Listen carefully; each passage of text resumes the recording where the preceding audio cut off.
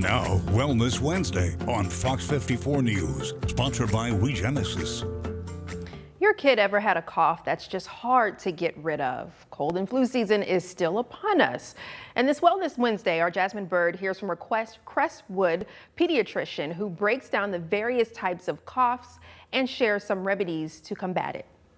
Coughing is your body's natural way to get rid of infections. Crestwood pediatrician Dr. Sarah Whaling says, of course, there are several different types of coughs, but determining the severity is dependent upon three things. It can be dependent on your timing of your cough, the age of the child, and also the quality of the cough. Coughs that are within the first week or two are typically cold or viral related. However, you can have a cough that can last more than 3 weeks, and those can be a myriad of issues that we have to kind of triage.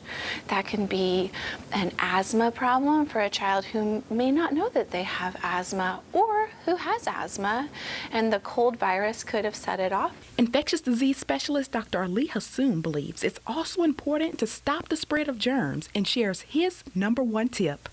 One thing is if we cough, we follow the right way of covering our cough. We reduce the transmission to others. And for those searching for relief to alleviate that cough, Dr. Welling recommends kids drink warm tea and honey, take over-the-counter medications, or a cough drop, just to name a few. Other things that they can do is humidifiers if they feel like those work in the child's room. Having a nice, cool, damp atmosphere also helps to mobilize mucus.